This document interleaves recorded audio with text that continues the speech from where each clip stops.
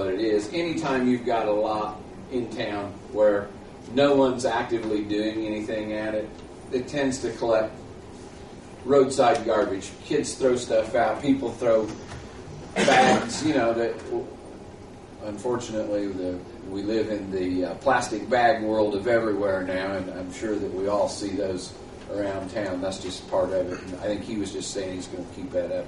Yes, Scott. Scott Chastain, Fire Chief, City of Greensburg. Just a point of order. If this is given a 1 year, it's not, is it? No, but however, Terry and I were just conversing. If there is a problem, if the neighbors see or feel that there is a problem, you need to call my office and tell me what the problem is. And if it's significant enough that we need to bring it back before this board, we can do that. But the variance stays with him. If he leaves the business, then the fence comes down. Yes, right. Correct. Well, it wouldn't have to Not come. necessarily. It wouldn't have to come down, but Not necessarily, no. That's only on special exceptions. yeah, and this isn't a special exception. If it was not zoned properly, then that would happen. But since it's already zoned I. properly, yes. I will say, if I leave that property, that fence is coming with Okay. I understand it's quite an investment to just leave behind. So this is kind of going to be the same fence like at Otis's down here?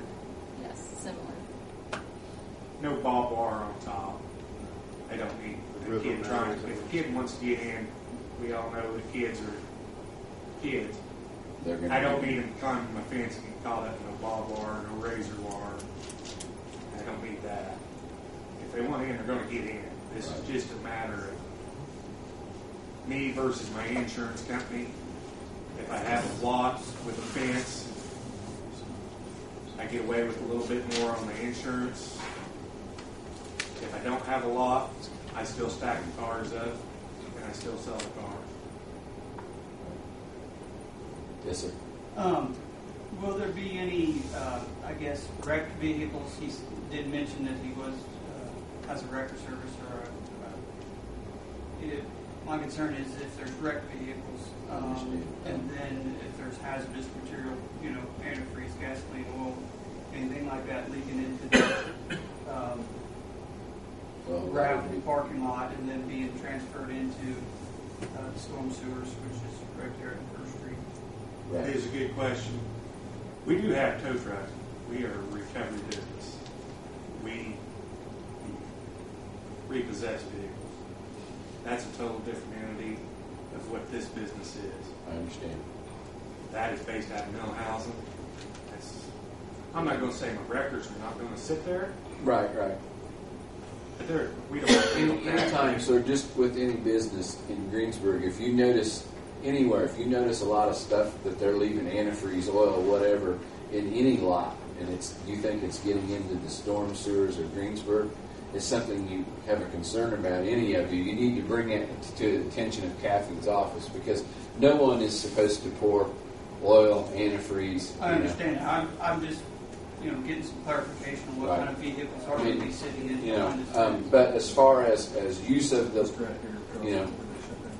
just to let you all know that is zoned light industrial. So I'm not saying he's going to change over what he's telling us, but as long as he does anything that meets the zoning requirements of light industrial, and not just him, if it's sold in the future, that'll still stay zoned that way. The owner can do whatever falls in that category. We don't change the zoning on them. So that's gonna. I'm just telling you. But again, back to if you ever see, or anybody, you see oil, antifreeze, people just carelessly running it out on the ground in the city, that's a violation, and that needs to be reported. So, ma'am, you had a question back there? And because of the zoning, my understanding is I can have a fence. I'm just asking to come out a little further. Right. Yeah, there's nothing wrong. There's nothing wrong. If you want to put the fence back on your property, this wouldn't even be here. This wouldn't even be an issue. It's where you're wanting to. Yeah. Our actual only consideration is the positioning of the fence tonight. But as a courtesy to your neighbors, I listen to what they have to say. But again, the only thing we're considering is where the fence sets. Yes, Gary. Gary Herbert. consideration that I would hope this gentleman would give the neighbors is put up a decent looking fence instead of having scabbed up metal fence with cross pieces. Right. And everything else because of the enclosure. Yeah, Kathy did tell me when I called about this, it has to be painted and well maintained. It can't Right. be rusty and nasty, which that's not a problem. I don't want that. Right. I don't want to look at it either. Okay. Yeah, and again, if any of the neighbors have a concern and they think it's not being properly taken care of, please bring those complaints to Kathy and we'll address them as they happen. And that goes for any, again, these things I'm saying go for any business or anything you see in the city. I mean, those things should go to her office and we'll address them as need be. Anything else from the audience? The biggest thing about this fence is it's all brand new metal. I'm not going to go Right. buy junk and stick up. It's not worth my time. It's not worth my effort. But I can, as far as woven fence, I don't like it. I've got it behind me, and I've got a tree line of trees all mixed in the woven fence. I don't like it. People see through it. It's an eyesore.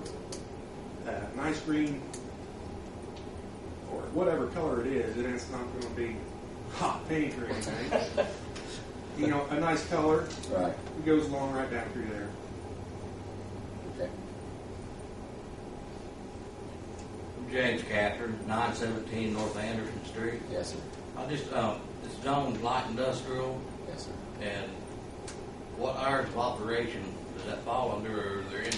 I'll have to defer that question to Kathy because I'm not sure. There's not really. There's no. no limitation on hours. I didn't think so, but I wanted to get the correct answer from her. Okay. And that's anywhere in Yeah. under those zoning requirements. And just one other question, approximately what number of cars, or what volume of cars coming and going is going to be there? Well, I'm sure he hopes a whole bunch. I mean, they would hope a lot, but again, if there would be a lot of excess traffic or things like that you thought needed to be brought to the attention of the city, that's certainly your right as a neighbor. And again, that goes for anywhere in town. And sometimes we can't do anything about it. There's a lot of cars that go in and out of Walmart, and that's just how it is. But I mean, we still, if you feel, that it's excess, it's worth bringing to our attention. My concern would be the late night coming and going. Well, if he's really running a car business, it won't really be late. I mean, no offense, sir, but a legitimate car business doesn't really operate other than outside the hours of maybe to dark. I mean, pretty much that's when you run. 96 people. is our business hours. Okay. Is what we're planning. Meet on Saturdays.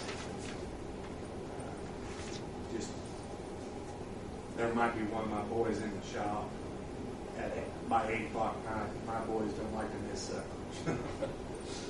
None of us do. None of us do. If there's nothing else from the audience, is there anything else from board members?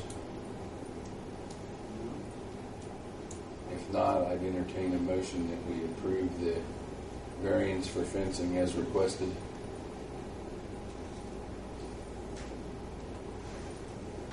I'll make the motion to approve the fencing. The Motion's setback been- for the fencing. Yeah, it's actually the setback for the fencing. Thank you for correcting that. Can I have a second? Motion's been made and seconded that we approve we approve the setback variance for the fencing for Richard and Barbara Moore. Would you call a roll vote, please? Jim? Yes. Steve? Yes. Jean? Yes. Roy? Yes. Thank you. You're welcome. And good luck on your business. I hope it does well. If there's nothing else to come before this board, we'll stand adjourned. Get my gavel and there we go.